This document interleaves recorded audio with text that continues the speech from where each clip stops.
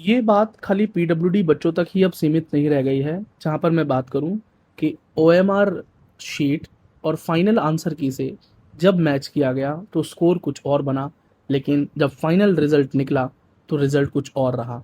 यहाँ पर पीडब्ल्यूडी बच्चों के साथ साथ नॉर्मल कैंडिडेट्स और बड़ी संख्या में बच्चों के साथ ऐसा हुआ है। और लगातार वो बच्चे लाइव सेशंस में आकर ये अपनी शिकायतें बता रहे हैं और एनटीए से भी संपर्क कर रहे हैं, और उसके ऊपर एनटीए ने भी एक ट्वीट किया है और बोला है कि उसकी जांच चल रही है, पर कुछ लोग एआई का इस्तेमाल करके इस तरह की इमेजेस क्रिएट कर रहे हैं। ये बात ज़रूर कहूँगा कि ये बात गलत बात नहीं है, ये एक सच बात है। अच्छा, मैं कोई इल्ज़ाम नहीं लगा रहा हूँ। इस बात का एक दूसरा पहलू भी है, मैं उसकी भी बात कर लेता हूँ। मैं दोनों चीज़ें बात करनी चाहिए।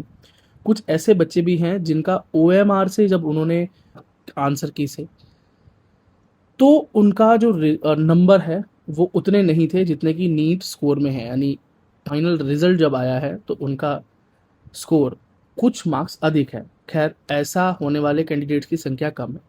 तो मुझे इन चीज़ों से ये लग रहा है कि यहाँ पर कोई ना कोई मशीन एरर है, मैकेनिकल एरर यहाँ पर नज़र आ रहा है, क्योंकि ओएमआर शीट्स की जांच ओएमआर स्कैनिंग मशीन से होती है और ये कंप्यूटराइज तरीका है पूरी तरीके से। तो शायद वहाँ पर कुछ त्रुटि हुई होगी। एनटीए को ये चीज़ें सुधार देनी चाहिए और रिजल्ट्स में जल्दी से जल्दी जो सुधार हो सकता है वो सुधार होने चाहिए। जहाँ पर चीज़ें सही समय पर चलनी चाहिए थी, अब यहाँ पर चीज़ें री रिजल्ट्स की तरफ मूव कर रही हैं। जैसे कि अभी नीट एग्ज़ाम हुआ, फिर री नीट एग्जामिनेशन हुआ, इसी तरीके से जो रिजल्ट आया है मुझे लग रहा है एक री रिजल्ट भी आने वाला है, क्योंकि ये प्रॉब्लम जेन्युइन है और एनटीए के पास लगातार बहुत सारी क्वेरीज जा रही हैं, जिसकी वजह से उन्होंने वो ट्वीट भी किया है। और बच्चों की जेन्युइन प्रॉब्लम है ये।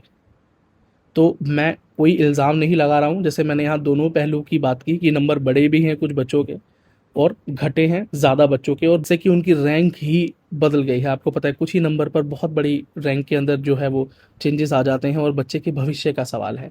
बच्चे बहुत मेहनत करते हैं। नीट एग्ज़ाम इस बार वैसे भी बहुत टफ था, 2 बार बच्चों को पेपर देना पड़ा, जो कि किसी भी लिहाज से एक आसान काम नहीं। उसके बाद भी अच्छे मार्क्स लाना, लेकिन फाइनल रिजल्ट जब आए वहाँ पर वो अचीव ना होना, इससे बच्चों की परेशानी बढ़ रही है। मुझे उम्मीद है एनटीए ज़रूर इस पर कोई एक्शन लेगा। लेकिन बच्चों, अगर आपके साथ ऐसी कोई दुर्घटना घटी है तो आप कमेंट सेक्शन में आकर ये बात बताएं कि आपका ओएमआर शीट से जब आप मैच कर रहे हैं तो क्या रिज़ल्ट निकल रहा है, यानी क्या आपका स्कोर बन रहा था, और जब आप अपना स्कोर जब फाइनल रिज़ल्ट आप देख रहे हैं तो वहाँ पर आपके कैलकुलेटेड स्कोर से क्या डिफरेंस है, तो वो ज़रूर नीचे बताइए। दूसरा, एनटीए को इमीडिएटली मेल कीजिए। मैंने सभी बच्चों को ये बोला था कि इमीडिएटली आप एनटीए को मेल कीजिए और वहाँ पर अपना ओएमआर शीट भी दीजिए, और उसके बाद फाइनल आंसर की जिससे आप उसे मैच कर रहे हैं, और आपका नीट रिजल्ट जो आया है, इन तीनों चीज़ों को अटैच कर मेल लिखिए उन्हें, और अपनी परेशानी उस मेल के अंदर लिखिए और उसे सेंड कर दीजिए एनटीए को। और जैसा कि एनटी ने कहा है कि वो जांच कर रहे हैं, देख रहे हैं, तो अगर आपकी प्रॉब्लम है, पर बच्चों आपको एक्शन लेना ज़रूरी है। ये अपडेट होगा आपके साथ शेयर किया जाएगा। एसवीपी इंस्टीट्यूट को बच्चों सब्सक्राइब करके रखो ताकि कोई अपडेट आपसे मिस ना हो जाए।